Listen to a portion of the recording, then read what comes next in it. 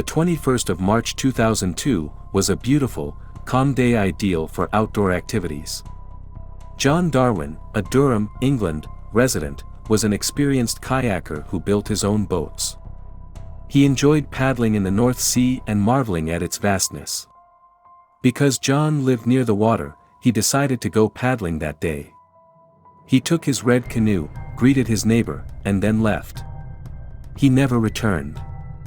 People became concerned when no one heard from John for the entire day. His wife hadn't seen him, and his friends and family had no idea where he was. It was terrifying. His wife, Anne, filed a complaint, and the search for John began. The search was time-consuming and costly. The team combed 62 square miles of coastline. While they discovered his paddle and canoe debris, they couldn't find John. He had vanished into thin air. After 4 days, there had been no sign of John, and everyone assumed he had died. Many people were perplexed as to how an experienced kayaker like John could go missing in the sea on such a calm day. There weren't any massive waves or bad weather. Was there anything else to the story? An inquest was held a year later, in 2003, and John was legally declared dead. And received life insurance payouts totaling more than £250,000. It was unfortunate, but it worked. And then her family were able to move on. Things were looking up for the Darwins. And made some investments, paid off her debts, and lived a happy life until 2007. On December 1, 2007, a man walked into the police station and casually told the officer that he was a missing person with amnesia and remembered nothing from the previous 5 years. That man's name was John Darwin, and the officer called his family, who were overjoyed to see him alive and well. His sons were ecstatic beyond words. It was a miracle. Everyone wanted to know what happened to John and if there was a scandalous story behind his sudden reappearance, which, of course, there was. John was a big-time con artist who devised these bizarre get-rich-quick schemes. For example, he once forced his sons to sell random items. He once bred exotic African reptiles, and another time he painted strange gnomes. John and eventually started a real estate company. Instead of taking the time to learn about the market, they jumped in and purchased several properties.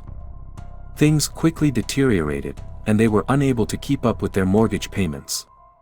Their debt was more than £700,000, and they were on the verge of bankruptcy. Instead of seeking assistance, the couple devised a clever plan. John threw his canoe into the sea, but nothing happened to him. He staged a canoeing accident and waited for his wife to pick him up from the other side. And picked him up, took him home, and kept him hidden for 5 years. The Darwins were the owners of the house next to their family home. The buildings were connected by a common wall, and the couple secretly constructed a small passageway between them. This corridor was small and unobtrusive, even the police didn't notice it during their initial search. The couple had planned this little scheme so well that even their sons were unaware of it.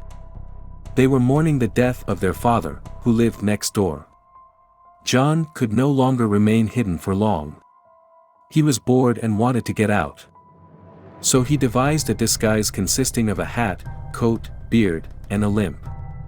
Unfortunately, it was ineffective because people recognized him. Anne's demeanor was also peculiar. She seemed less concerned after the insurance payouts arrived. People became suspicious, and the couple planned to flee the country. So, John moved on to the next step of his plan, stealing an identity. John, in his shaky disguise, went to the local library to look for records about dead people born around the same time he was born. After an extensive search, he came across the records of John Jones. He was born in Sutherland the same year as Darwin. Unfortunately, the infant died after only 5 weeks. This was the ideal identity for John to steal. Nobody would remember a baby who died decades ago. The baby had no records, and it was simple to impersonate him. However, in the United Kingdom at the time, one could only apply for a passport with the signature of a law-abiding citizen. For example, John befriended the librarian, obtained his signature, and applied for his passport. When a person has such a massive lie to keep up, you'd think they'd keep a low profile. They wouldn't attract too much attention or offend people. But John wasn't like that. He intended to travel the world. After obtaining his passport, he and traveled to Cyprus, where they planned to buy a house but were unable to do so due to language barriers. As a result, they returned to the United Kingdom. Then John met a woman online and began flirting with her. Kelly was from Kansas, USA, and John was eager to relocate there. He quickly booked tickets for a 2-week holiday in Kansas. He intended to stay at Kelly's house, where she lived with her children and family. The meeting was tense because the two had very different expectations. Kelly once kicked John out of the house because he was acting inappropriately.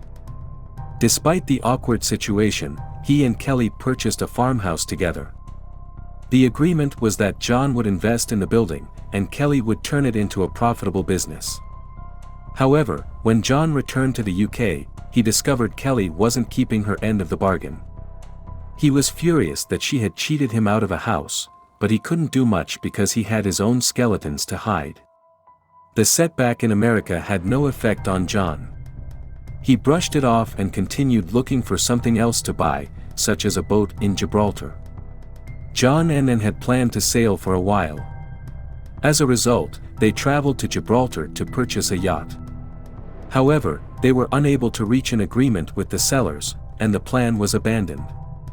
The couple then discovered a house in Panama City for £50,000. They were so taken with it that they purchased it right away. The realtor even photographed them and posted them as satisfied customers on their website. In addition, the pair wanted to buy a £200,000 ranch and turn it into a canoeing resort, so John stayed in the US while Anne flew to the UK to finalize the deal. She sold properties and helped them relocate to Panama City. Things were finally coming together for the Darwins. So they reasoned. While Anne successfully sold everything in the UK, John encountered a stumbling block. In order to obtain an American visa, John needed a letter from the UK police stating that he was a good citizen with no criminal record. That was obviously impossible for John to do because he was a dead man impersonating another dead man. So he went back to the UK and pretended to have amnesia. He hoped to deceive the cops and obtain the certificate, but John's return raised many red flags. After all, Anne had collected the insurance money, paid off her debts, and made sound investments, only for her husband to return. It was a bizarre coincidence. Eventually, an English journalist discovered a crucial clue and confronted Anne. It was the couple's photo on the realtor's website that caused the facade to crumble. On December 7, 2007, John was arrested and sentenced to 6 years and 3 months in prison. The next day, Anne was also arrested, but she pled not guilty.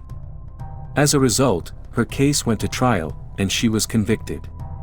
Her sentence was 6 years and 6 months in prison. Anne and John were released in 2011, and they divorced shortly after. Anne claimed John was a manipulative narcissist who destroyed her life. Since Anne received the insurance payouts, the court ordered her to repay approximately £600,000, whereas John was ordered to pay only £1. The Panama City properties helped settle a portion of the debt, but Anne still had to repay loans for years. And then worked on reconciling with her sons and maintaining a friendly relationship with them. Out of My Depth is a book she wrote about her life. Meanwhile, John moved to the Philippines and married a young Filipino.